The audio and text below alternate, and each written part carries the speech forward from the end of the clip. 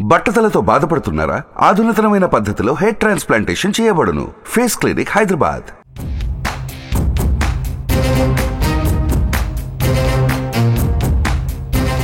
పిఠాపురంలో ఈసారి హోరాహోరీ పోటీ తప్పదా, లేదంటే వార్ వన్ సైడా? అటు వైసీపీ నుంచి వంగా గీత, ఇటు కూటమి తరపున జనసేనాని పవన్ కళ్యాణ్ బరిలోకి దిగారు.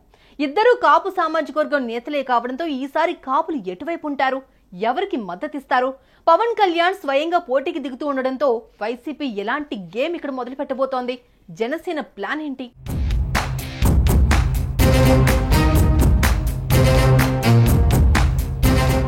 జనసేన అధినేత పవన్ కళ్యాణ్ పోటీ చేసే స్థానం ఖరారైంది. కాకినాడ జిల్లా పిఠాపురంలో పోటీ చేస్తున్నట్లు సేనాని ప్రకటించారు. దీంతో అందరి ఫోకస్ పిఠాపురంపైనే మళ్లింది. అటు పిఠాపురంలో ముద్రగడను బరిలోకి దింపాలని భావించిన చివరి నిమిషంలో వంగా గీతను పోటీ చేస్తోంది వైసీపీ. కూటమి అభ్యర్థిగా పవన్, వైసీపీ క్యాండిడేట్ గా వంగా గీతలు ఇద్దరూ కాపు నేతలే కావడంతో రాజకీయం మరింత రసవత్తరంగా మారింది. దీంతో కాపులు ఎవరి వైపు ఉంటారు అన్న చర్చ మొదలైంది. ఎన్నికలు ఎప్పుడు జరిగినా జనసేనకు విజయావకాశాలు ఉన్నాయని భావిస్తున్నారు. ముఖ్యంగా గోదావరి జిల్లాలో జనసేన బాగా పుంజుకోవడంతో పాటు 6% ఓటింగ్ ను 12% పెంచుకుందని అంచనా వేస్తున్నారు.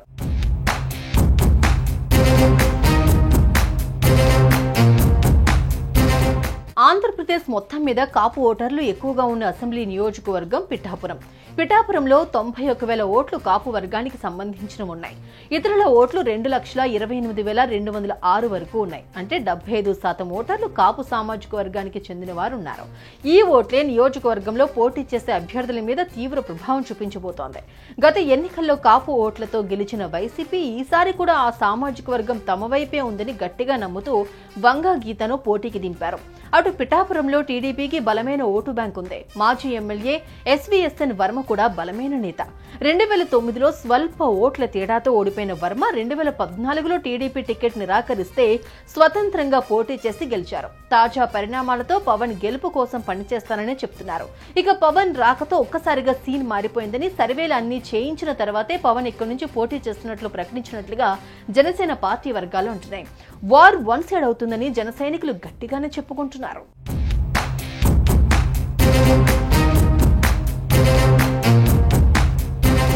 కాపు సామాజిక వర్గం అధికంగా ఉండే పిఠాపురం నియోజకవర్గానికి అధికార వైసీపీ, ప్రతిపక్ష టీడీపీ, జనసేన, బీజేపీ కూటమి ప్రతిష్టాత్మకంగా తీసుకున్నాయి. కాపుల ఇలాఖాలో విజయం సాధించి ఆ వర్గంలో తన బలం చెక్కుచెదరలేదని నిరూపించుకోవాలని వ్యూహం రచిస్తోంది వైసీపీ. దీనికి తగినట్టుగానే సిట్టింగ్ ఎమ్మెల్యే పెండెం దొరబాబును పక్కన పెట్టేసి కాకినాడ ఎంపీ వంగా గీతను బరిలోకి దింపింది. గతంలో పిఠాపురం నుంచి ఎమ్మెల్యేగా గెలిచిన గీతకు ఇక్కడ మంచి ఫాలోయింగ్ ఉండటంతో ఆమె విజయం నల్లేరుపై నడకగా భావిస్తోంది. అయితే సిట్టింగ్ ఎమ్మెల్యే దొరబాబు సహకారం లేకుండా గీత విజయం సాధించగలరా అన్న సందేహాలు వ్యక్తమవుతున్నాయి. ఏదైనా సరే కాపు సామాజిక వర్గం, అందున మహిళా నాయకురాలు కావడంతో విక్టరీ కొట్టడం ఈజీ అని ధీమా ప్రదర్శిస్తోంది వైసీపీ.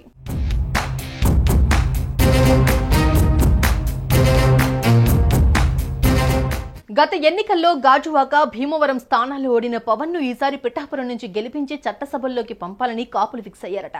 మరోవైపు రాజకీయ విశ్లేషకుల సైతం పవన్ గెలుపు నల్లేరుపై నడకేనని చెబుతూ ఉండడంతో సీన్ మొత్తం మారిపోయిందంటున్నారు. అటు వైసీపీ కూడా తమ వ్యూహాలకు పదును పెడుతోంది. కాపు ఓట్లని నమ్ముకుంది. మొత్తంగా సర్వేలే నిజమవుతాయా, లేకంటే ఊహించిన రీతిలో ఫలితాలు ఉంటాయా అన్నది తెలియాలి అంటే జూన్ 4 వరకు వేచి చూడాల్సిందే మరి.